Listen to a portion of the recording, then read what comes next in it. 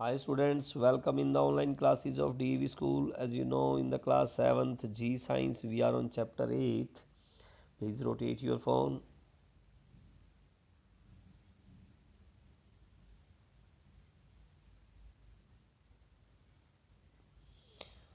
Our today's topic is blood vessels. Blood vessels are an intricate network of tubes that transport blood to the entire body.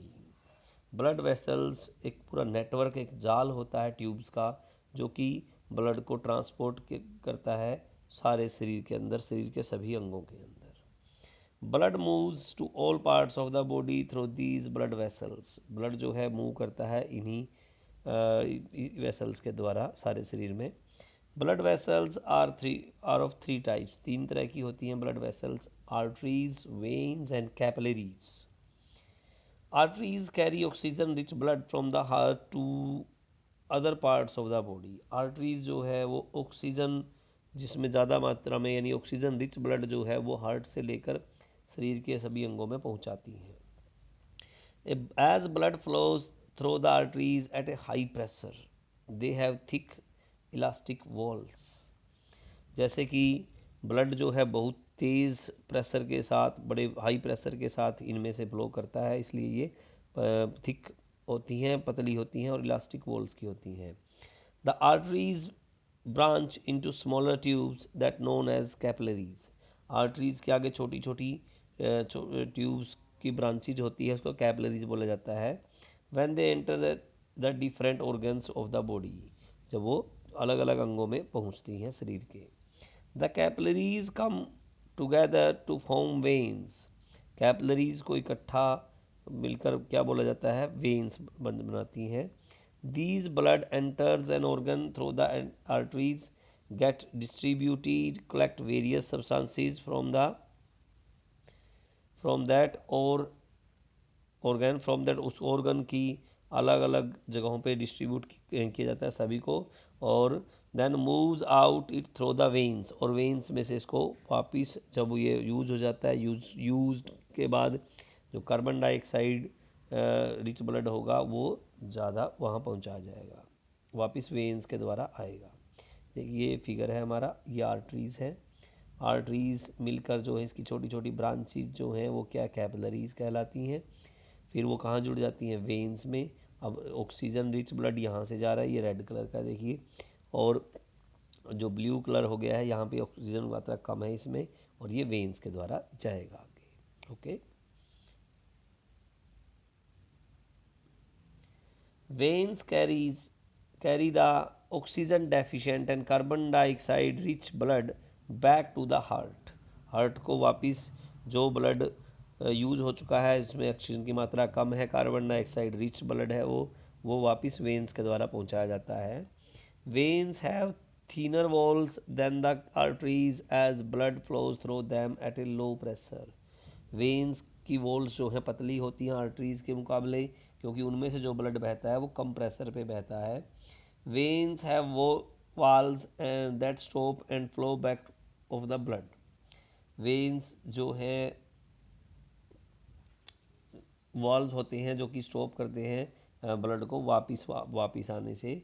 Hence blood flows in one direction only, इसलिए blood जो है केवल एक ही direction में बहता है, that is toward the heart, वो केवल हार्ट की तरफ ही बहते हैं। Next we have the blood. Blood is a fluid medium that helps in transport of different material through the body। Blood ऐसा एक लिक्विड तरल माध्यम है, मीडियम है, जो कि ट्रांसपोर्ट करता है अलग अलग डिफरेंट डिफरेंट मटेरियल्स को शरीर में। It is made up of two components, दो कंपोनेंट्स का बना होता है। The cell component that include the RBC red blood cells. इसमें सेल कंपोनेंट होता है पहले, उसको जो उसके अंदर की क्या है, आरबीसी यानी रेड ब्लड सेल्स होती हैं, वाइट ब्लड सेल्स होती हैं, एंड ब्लड प्लेटलेट्स और ब्लड प्लेटलेट्स होती हैं। And second is the liquid component, जो लिक्विड कंपोनेंट है कॉल्ड द ब्लड प्लाज्मा, उसको क्या बोला जाता है, ब्लड प्लाज्मा बोला जाता है। Let us know a little more about these different components of the blood. आइए ब्लड के इन कंपोनेंट्स के बारे में थोड़ा सा और जानते हैं।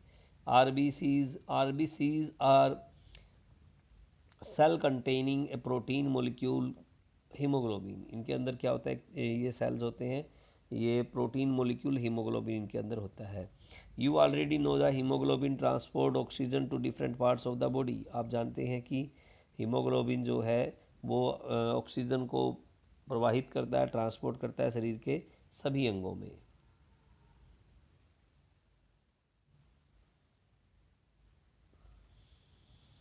Is there for known as the respiratory carrier. इसको हीमोग्लोबिन को क्या बोला जाता है, रेस्पिरेटरी कैरियर बोला जाता है।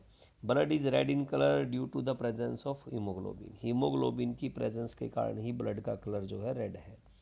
WBC these are the defence forces of the blood. ये डिफेंस फोर्सेज हैं ब्लड की। White blood cells destroy harmful bacteria and dead cells. White blood cells जो हैं वो डिस्ट्रॉय करती हैं हार्मफुल बैक्टीरिया को और डेड सेल्स को, मरे हुए सेल्स को। They protect us our body against infection. ये हमारे शरीर को इन्फेक्शन से बचाती हैं। Next we have the platelets. Platelets help in clotting of blood. Platelets help करती हैं क्लोटिंग ऑफ ब्लड, यानी खून का थक्का जमने में। आपने देखा होगा कि हमें चोट लग जाती है, थोड़ी देर बाद ब्लड अपने आप जम जाता है। तो वो ब्लड किस लिए जमता है, वो प्लेटलेट्स के कारण ही जमता है। There are there to prevent the excessive loss of blood if any part of the body get injured. इसलिए शरीर से खून का ज़्यादा नुकसान ना हो अगर हमें चोट लग जाए तो इसलिए प्लेटलेट्स की ज़रूरत होती है। Next we have the blood plasma. It is a straw colored liquid component of the blood. They normally hold the blood cells. ये है स्ट्रॉ कलर का लिक्विड कंपोनेंट होता है ब्लड का, ये ब्लड को होल्ड करता है, ब्लड सेल्स को। It makes up to about 55% of the body total blood volume.